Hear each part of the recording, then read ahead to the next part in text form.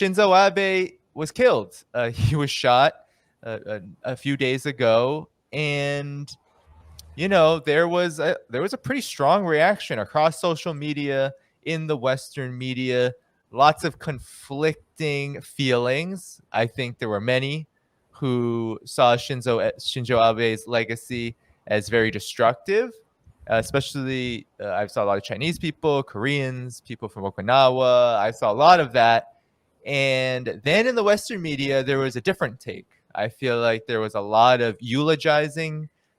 Josh Rogan, the neocon pundit at the Washington Post, he said that the most valuable thing that Shinzo Abe did as prime minister, he was a former prime minister at the time he was killed, he was instrumental in building up a confrontational approach to China.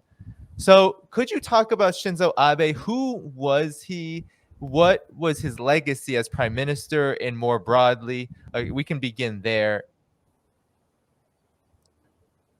I think the key thing to understand, Danny, is that Shinzo Abe is not just an individual, he's part of a political dynasty. And that political dynasty, which is really the Kishi Abe dynasty, is the political dynasty, it's the political faction that essentially created modern Japan as a vassal or client state of the United States. Kishi was important because he was the person who took it the farthest. His grandfather was one of the worst war criminals of the 20th century, and he was the person who managed the Japanese puppet state of Manchukuo in Manchuria. But after the war, after being designated as a Class A war criminal, he was rehabilitated and then supported to become the prime minister by the United States. And he constituted or created the LDP. This is the Liberal Democratic Party of Japan. And the LDP has been a one-party state in Japan since 1955, except for a very short interlude. And they are the ones who have created the weaponization of Japan as an instrument of US power in the Pacific. And Kishi was putting the final touches on that, primarily, as Rogan says, honestly, for once, that he created this massive escalation, this massive confrontation with China under the bidding of the United States, and that he,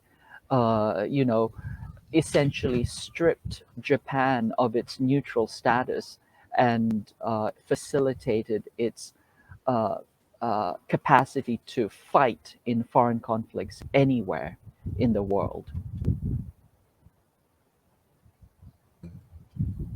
Sorry.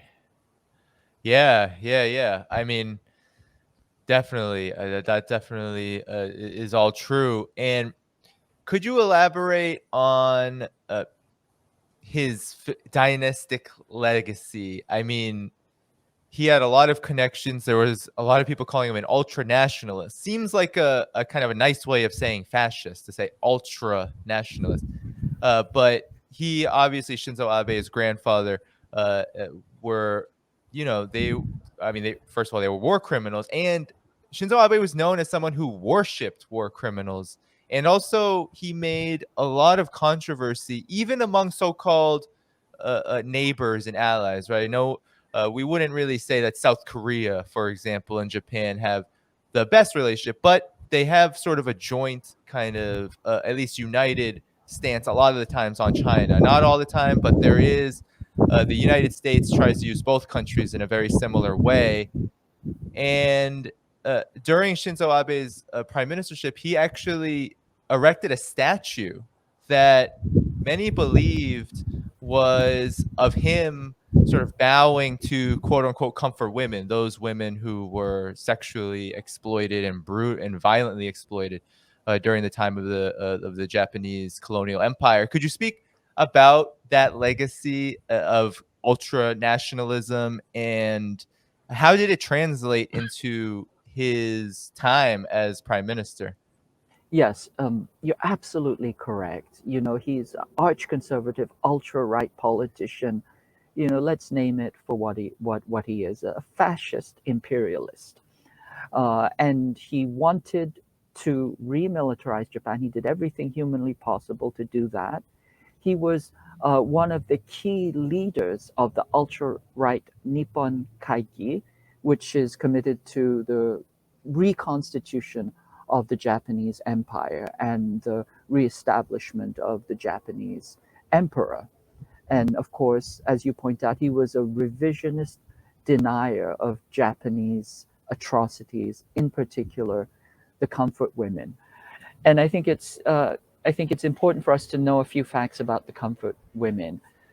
The comfort women was probably the world's largest targeted mass atrocity against women. It was the conscription and enslavement of probably 400,000 women into military sexual slavery during the period from 1932 until 1945. It created the foundations of the modern transnational sex trafficking industry, as well as the massive sexual exploitation that you see in camp towns all around US bases around the world. And Shinzo Abe was instrumental in denying, in rewriting history, saying that it didn't happen, that these women were, you know, voluntary sluts, you know, who were trailing the Japanese army. Later, due to political pressure, the US wants Japan and Korea and the United States to form a trilateral alliance against China.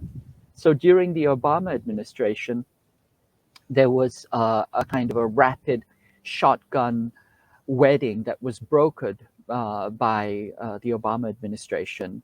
And there, Shinzo Abe made a kind of a de facto pro forma semi apology where he never really recognized what happened. And he, you know, certainly.